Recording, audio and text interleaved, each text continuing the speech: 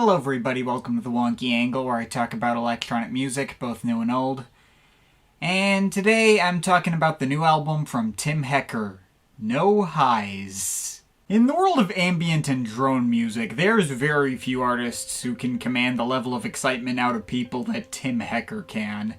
And there's no wonder for it. His music has always been the kind that, even in spite of its formless and abstract approach to everything, is so striking and unique, as well as being well-paced and emotionally resonant in such a way that makes it easy to pay attention to and emotionally connect with. He's the kind of artist who can convert people who weren't already into ambient music before into fans of the genre, and the guy doesn't have a miss in his catalog. Maybe his debut, Haunt Me, Do It Again, is the closest we come to a miss, being a bit generic in the grander scheme of the genre, but all his other albums pretty much are like just big critical darlings, and each have a unique, recognizable sound to them and a new angle to approach the style he's known for, be it the rougher, distorted drones of albums like Radio Amore or Mirages, the more tender and emotional approach to my personal favorite, Harmony and Ultraviolet, or the post-rock edges around An Imaginary Country, which actually grew on me a fair bit last time I heard it, the apocalyptic organ and piano excursions on Rave Death 1972, the prepared pianos on Virgins, the auto-tuned choirs and woodwinds on Love Streams, and even explorations into Japanese classical music on his last pair of projects, Konoyo and Anoyo. This is obviously my third time covering him, having previously done videos on both Love Streams and Konoyo when they came out. I didn't review Anoyo since I thought it was just a companion EP to add on to Konoyo, and I hadn't figured out the whole Some Stuff I Missed format yet, or even if I was going to do those at all at that point. Though that is apparently classified as a proper album of his. Perhaps I may have to come back to that whenever the time comes for me to do like a proper discography review on him. He definitely deserves a full series breaking down all his work at some point, even if it's not within my current plans to do so. Now, it has been a long time since that last project came out in 2019, and he has been relatively quiet in that time, mostly putting out film scores and the like. So there was definitely some level of hype for this project. I think we were all pretty excited to hear where he might be taking his sound next, as usual. And this latest album, No Highs, is admittedly one of his most stylistically plain and least inventive efforts to date. It feels like it might be lacking a little bit of that unique Tim Hecker touch that you can only get out of him, and it goes for a more straightforward building ambient approach that I might associate more with maybe some of the most recent output of an artist like Solar Fields, with no percussion. But even with that in mind, it is still another solid addition to his catalog, and for what it's going for, I think he still created a decently engaging experience out of it.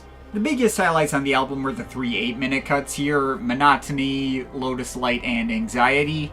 And while these cuts are fundamentally kind of just the exact same track, they do pull me in very effectively in all the same ways, at first building themselves on simple patterns of clean electric guitar plucks, and adding in lots of big expansive synth pads that might also have some touches of strings, or some very light saxophone or clarinet in the background as well. They sound as suitably epic as you'd want out of new Tim Hecker material, and even if they may not have a ton of progression over their 8-minute running times, there's just enough subtle evolution and enveloping atmosphere to keep you engaged the whole time, and they consistently had my attention enough to pretty much cement this album within good territory at the worst on their own.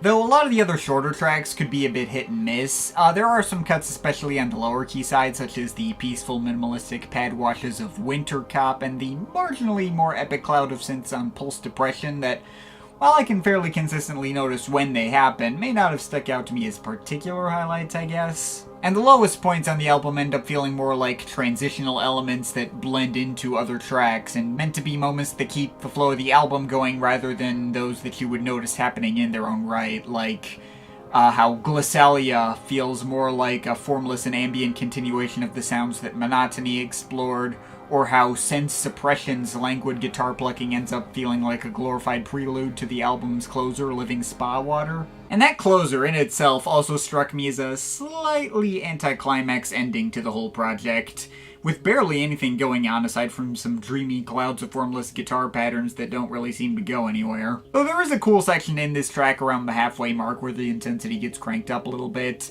Some big dramatic pad washes come in and start to envelop more of the mix, and the guitars take on more of a higher pitched jangly tone, I guess.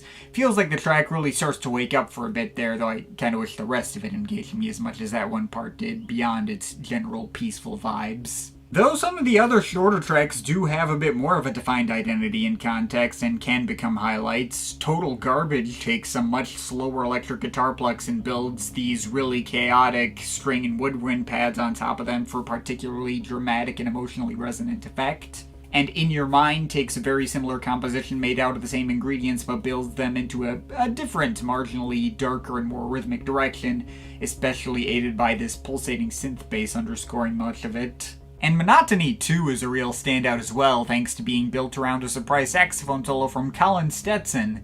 I think he played sax on a couple of other tracks here, but on this one his performance is like right there at the front of the mix, and actually kind of reminds me of some of Pharoah Sanders' performances on that Promises album 2 years ago. It's a texture that really sticks out from the mix of cloudy pads and clean guitars that the rest of the album focuses on, and I really wish the album had more moments like that. But that's pretty much everything on No Highs, and that does leave me a little conflicted as to where I might stand on the project as a whole. On one hand, this was very much a project that tended to fall into the background for me and run together in a bit of a blur. I mean, Tim Hecker did warn you with the title that there wasn't going to be any big highs, and he sure wasn't lying.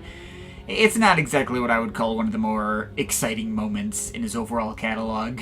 But at the same time, I do think it's paced well and never felt like it was dragging on too much for its own good. I think it's about on par with an album of his like Konoyo, which may have had more interesting and striking and creative ideas going into it, and I might like a tiny bit more, but that album could sometimes pace its ideas a bit too slowly, with a few parts that felt a bit too screechy and could grate on my nerves a little bit. This one's obviously less unique, but it's more consistent and feels better constructed as a complete whole. There's no moment on this album where I felt like it was starting to become like an active turn-off, or like I was getting too bored in spite of how minimalistic and almost drab the overall style and execution might be. And there are enough moments that did pull me in with their more understated and subtle approach to the epic emotional builds you'd expect out of him. And there are probably more moments here that I liked than those I didn't. I don't know, it's definitely not one of his better projects. It's not going to be a year-endless contender, and I don't know if I'm even going to be coming back to it that much in the future. But it is a nice offering from him all the same. As advertised, it is not a high in his overall catalog, but it's not a low either. I'm feeling like a solid 7 out of 10 on it. But of course, this is just my opinion. You can feel free to disagree with it, but I'd like to hear your thoughts, so leave the comments in the comment thing down there. Shout out to my Patreon supporters. There are some people you want to add yourself that list. Link to my Patreon is in the description. But yeah, that's pretty much it. That's all for today. See you next time.